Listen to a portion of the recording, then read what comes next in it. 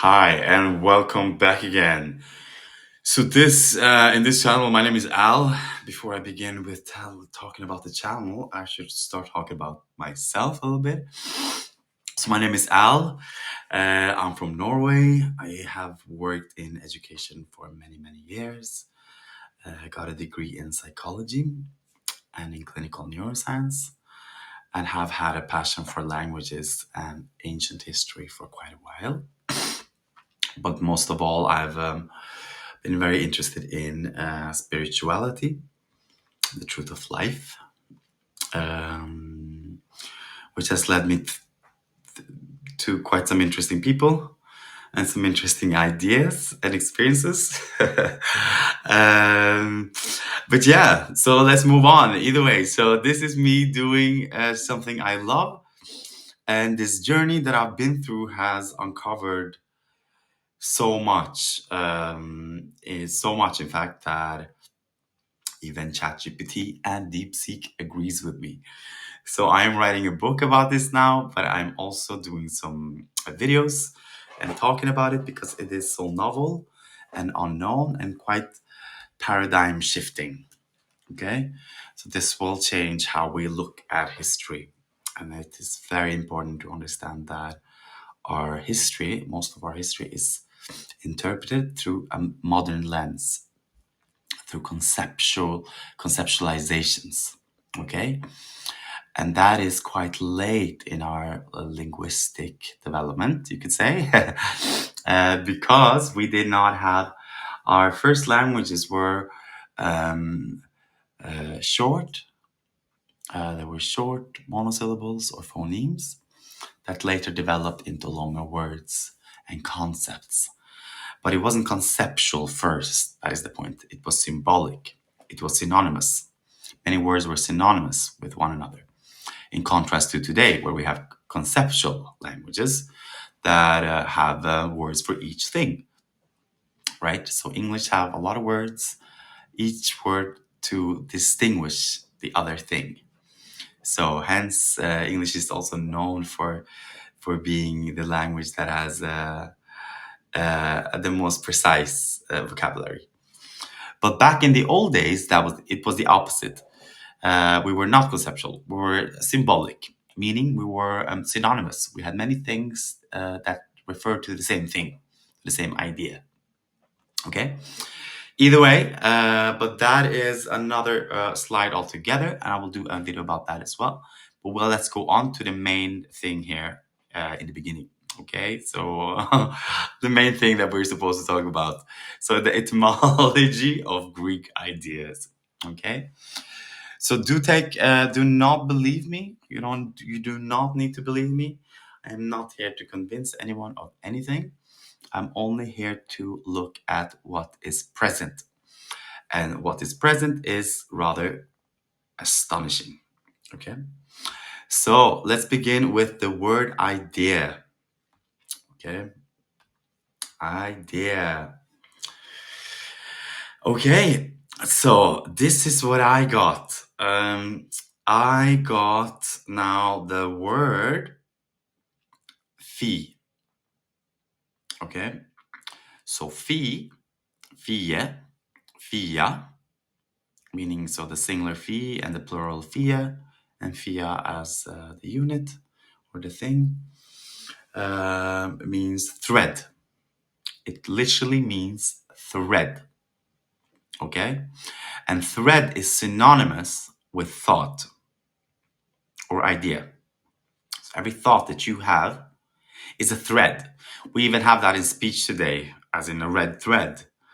The thread of the subject, the thread of the conversation, and so on. This is very known to us, but we've never actually seen it. What it means, as in here, because we've lost it.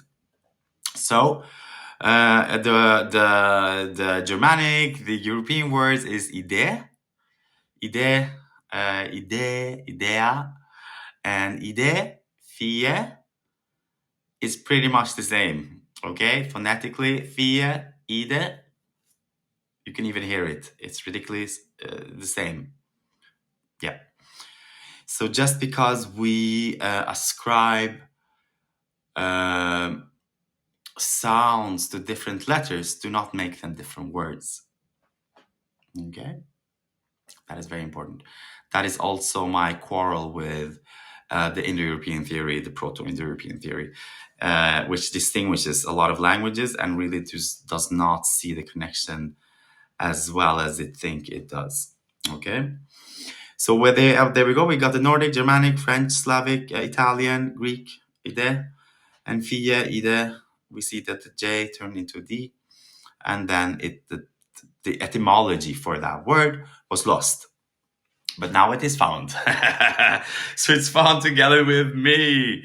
Woo! And you are pretty much the only one who knows this, okay? Even Albanians don't know this because Albanian is not a fully registered language. It was the last one to be registered and formalized and standardized, and a lot of the dialects were not formalized and standardized. And it is in these dialects that we find these words, which is why I am doing the work. Okay, let's go on. Now to the big word, philosophy.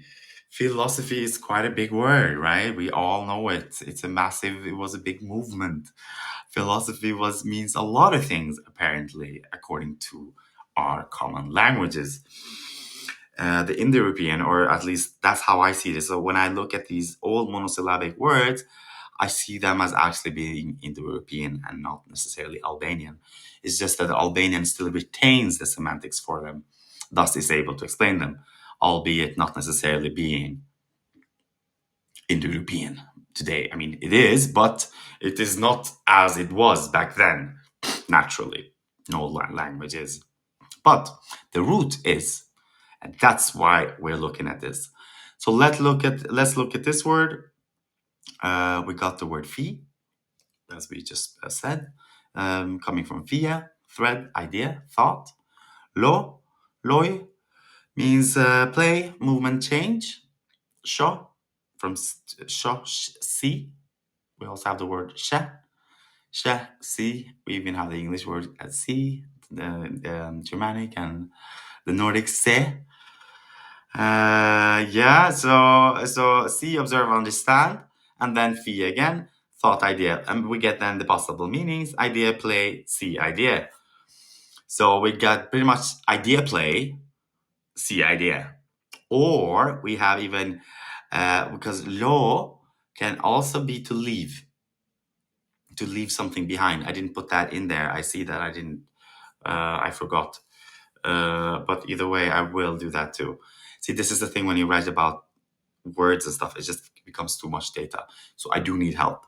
So anyone out there who has a genuine interest in languages and how they developed, and who has information that contributes or that adds to this, to contact me. Now, so that's what we see, though. We see idea, leave, see, idea. Pretty much thought that moves is observed and reemerges as refined thought. That's pretty much what it means. A thread of thought in motion and perception, philosophy as a continuous movement of ideas through observation and play.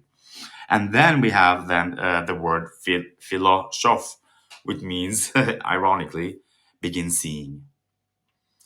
So philosophy was not just a receptive knowledge, but it was actually an interactive thing you had to do. And the action in philosophy was to be critical and play with ideas and to leave ideas, to not get stuck on ideas, because ideas are simply ideas. Yeah.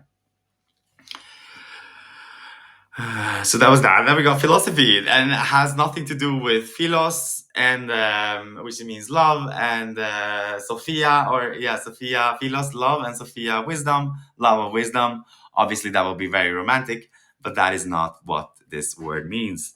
This word means actually the verb itself, which is to play with ideas, to think, to critically think and evaluate ideas. Always look at them, but don't believe in them because they're simply ideas.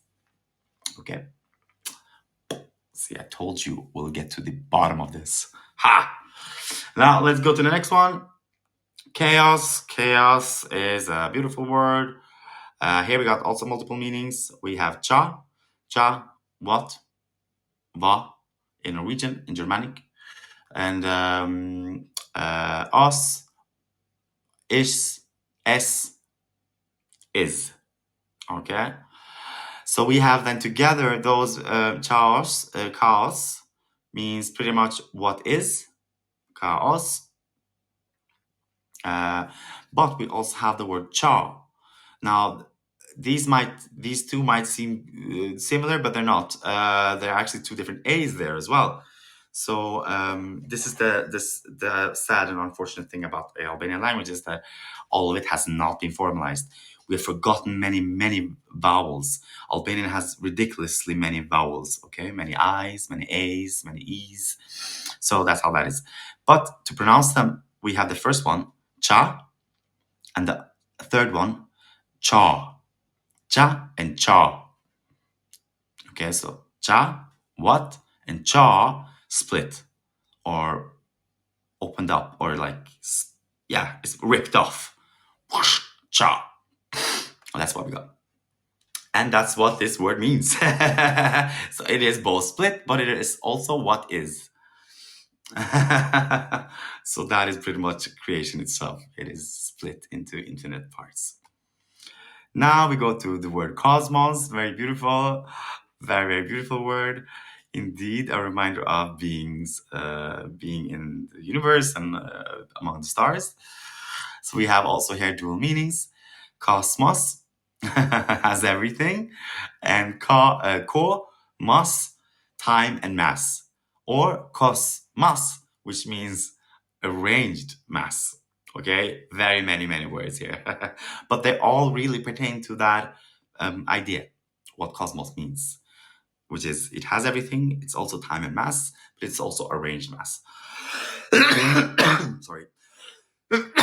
So within these, we were able to discover them all, which is quite beautiful. Yeah. Now let's go on. We have so many words to discover together. God, I've spent too much time, haven't I? Okay, let's go on. Logos. Yeah, we do have logos. Logos pretty much means logo, lojo. Lojo means to leave, play, or move, and go jo means so go means mouth, go.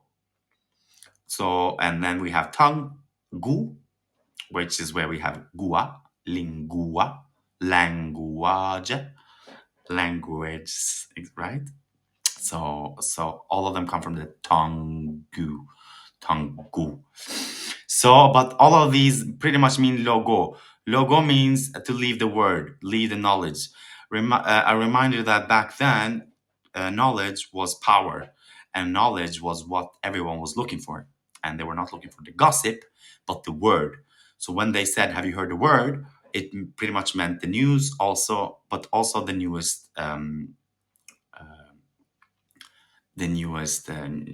technology or update or the newest recent event, the newest understanding, the newest science. That's what it meant.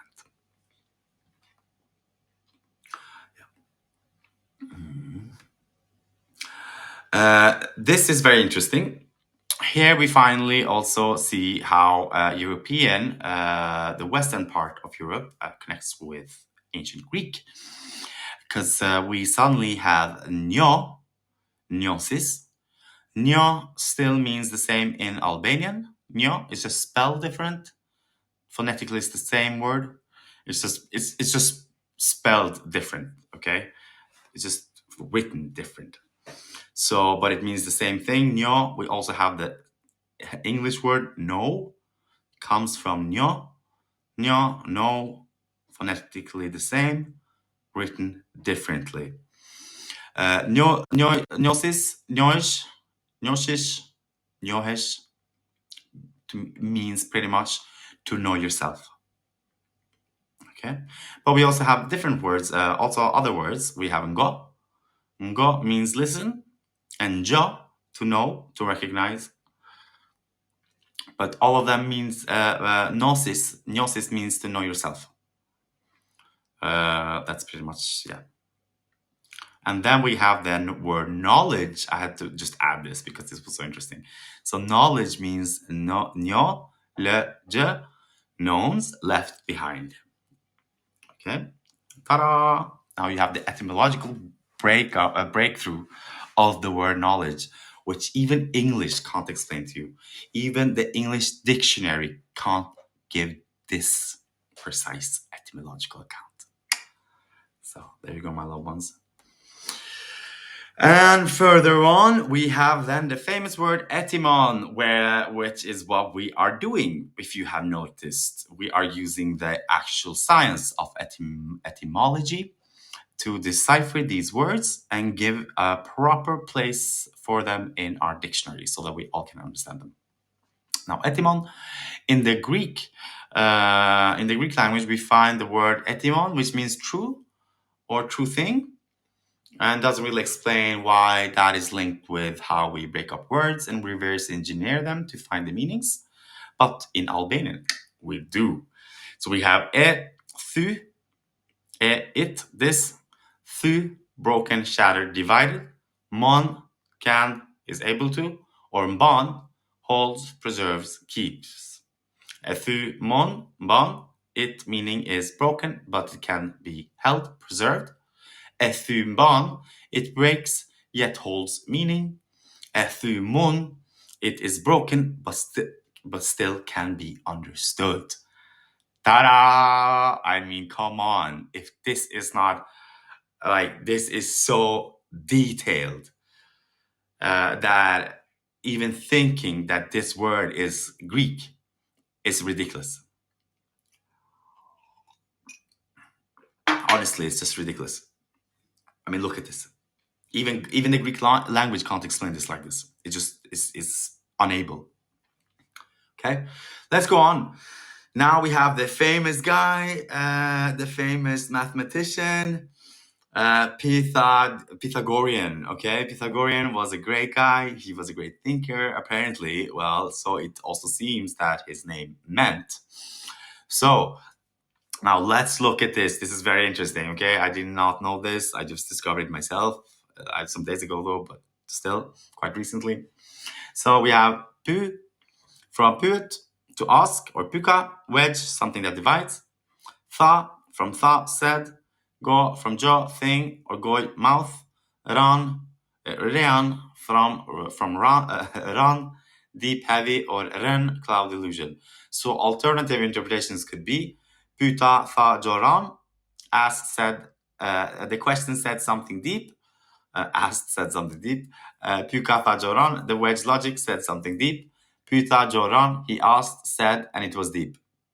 But not only that, it actually means the last thing, puta joran, asking heavy questions or tough questions. That's what it means. So, so that explains also why he was the great mathematician and also philosopher.